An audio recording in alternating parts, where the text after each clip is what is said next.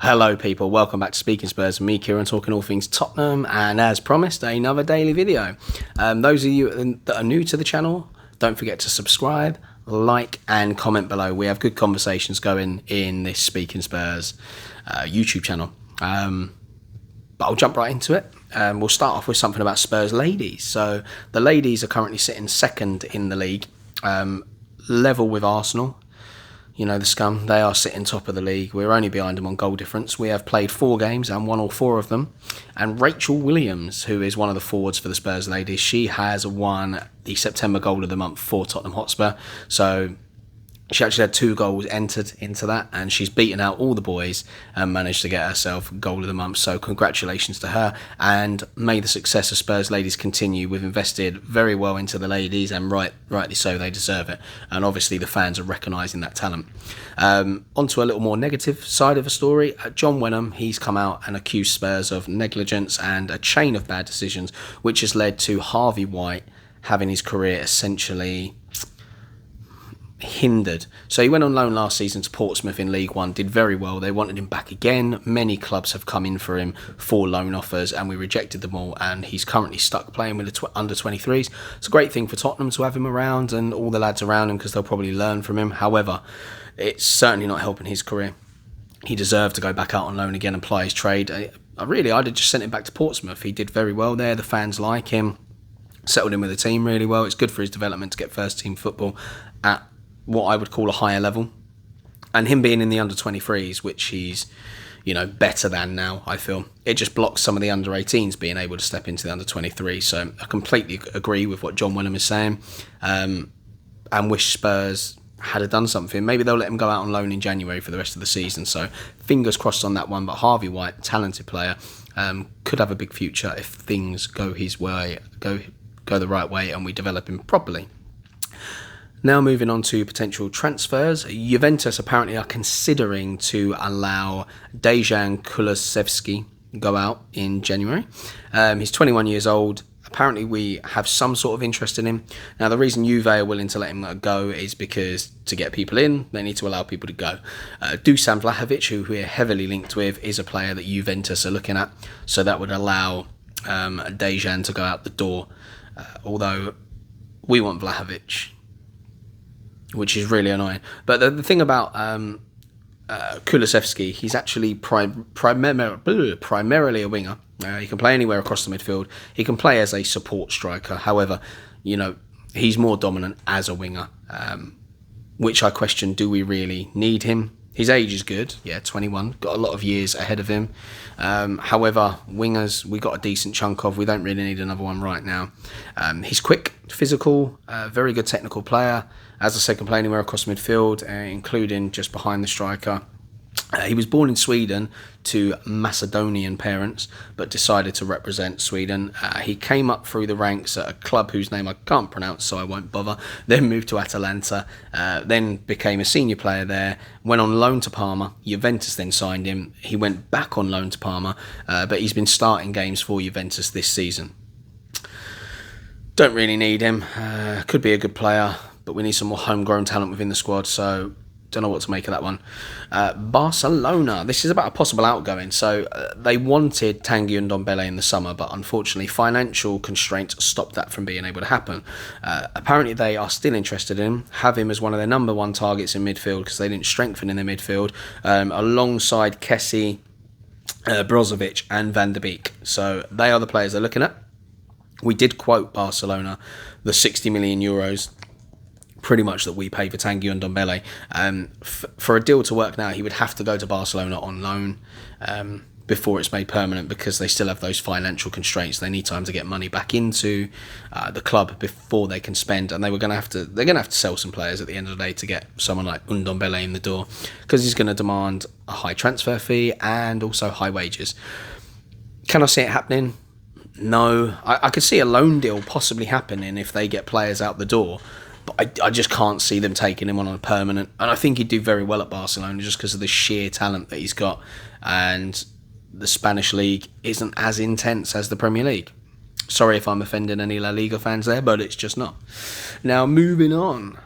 We will return again. Apparently, in January to try and sign Adama Traore. Now, this is one that I'm not sure if I really want to happen. I think he's an absolute powerhouse. He's quick. He's strong.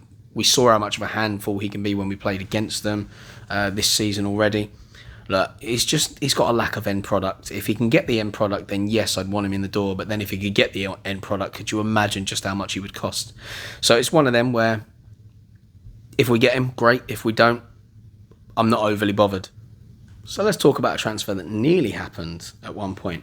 Troy Deeney. Now, I don't think people realise how close this one could have become. So we were reported to be linked with him when Mourinho was at the club as coming in as a second striker or backup striker. And someone, with more experience. He was big and strong, which is in the mould of everything Mourinho loves about a striker, minus the fact that he had not any real pace at all. He's come out and spoken with, is it the Evening Standard? Yeah, Evening Standard. And he's basically said that there was a conversation on the phone. Now, who that was between, I don't know. I'm assuming that would have been between, Hitchin or Daniel Levy and his agent and himself or whatever. So the conversation was there. So it wasn't just some sort of weak link that the media just made up because he was a striker that was possibly available. Obviously, massive Watford man at the time, but grew up as a Birmingham fan, and he's finally got his move to Birmingham, where I'm sure he will finish his career if he can. So that was one we missed out on, and I feel like he could have really helped us that season. I was actually one of the people hoping that we would get him in. I like a feisty character like Deeney. I love the way he plays, and we could have done with something different, really. But yeah, it was not meant to be. Something about Harry Winks. So we spoke about the prospect of him moving, teams that are interested in him. There was the teams from Italy, Roma, possibly linked with him, Inter Milan, then Aston Villa, and now most recently Everton have been linked with him.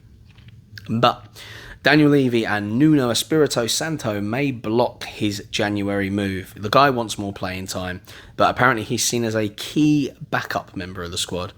How much of a frustrating title is that? You're not a key player, you are a key backup player. So he's basically seen that if there's any injuries or fixture congestion, he's seen as one of the first people to come onto the pitch as a replacement, so somebody's not overplayed. What an annoying position to have, which means he'll be limited to cup games, Europa Conference League, things like that, and backup in the Premier League if we need him. Which is, it's great for us to have him around, but I think for his career, it's bang out of order. He came up through the academy. He's not kicked off about his lack of playing time publicly, handled himself well, and I think really the guy just deserves a move. It's not fair to keep him here. It's not fair on us fans, because if he does get a run of starting games, he's not up there at the moment. Oliver Skipper's overtaken him. There's something going on with Winksy, whether it's confidence or whatever, but he's a player that everybody seems to love, but he just can't do it at the moment. So I think it looks like he's going to stick around, and I think that's a bit out of order, but whatever. Moving back on to Vlahovic, apparently there is a bid likely in the summer, not in January, which in my opinion is a big mistake, because if he has another good season, which I think he will, his price goes up. I know obviously his contract wears down a little bit more, but his price is definitely going to go up. He's contracted till 2023, so they can play about for another season if they want. So price will go up, but the competition for his signature will go up. There's many clubs that are already after him, so I think to not at least pursue it in some capacity in January, massive mistake. And then last little story I'll talk about is from another former Spur.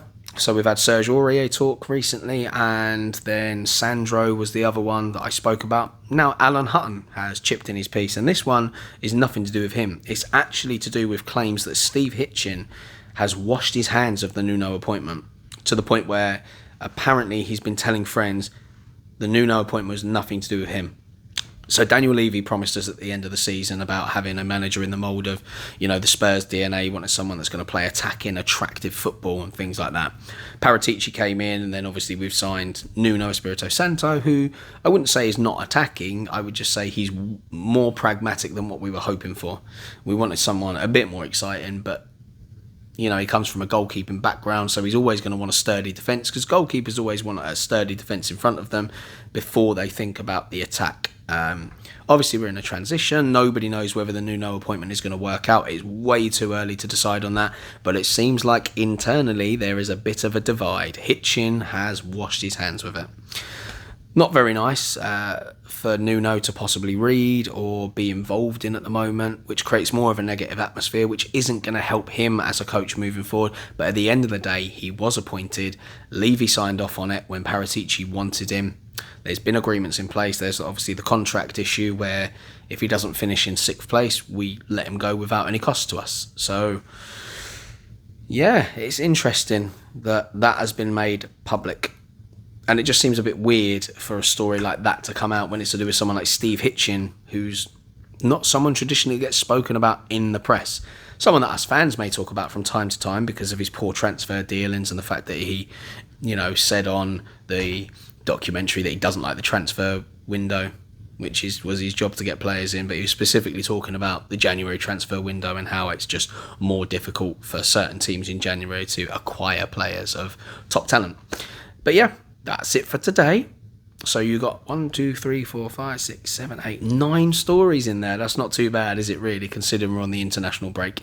So thanks for sticking around, guys. As I said at the beginning, and don't forget to subscribe to the channel. That really helps this channel grow, makes it easier for you to find, and it actually makes it more accessible for more Tottenham fans, because the more subscribers I get, the further it pushes it up the feed when people type in Tottenham. So let's get more fans listening to this channel, and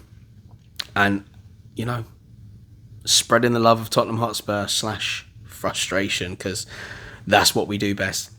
Thanks for sticking around, guys. I look forward to talking to you again tomorrow. Enjoy your weekend, stay safe, and as always, come on you Spurs.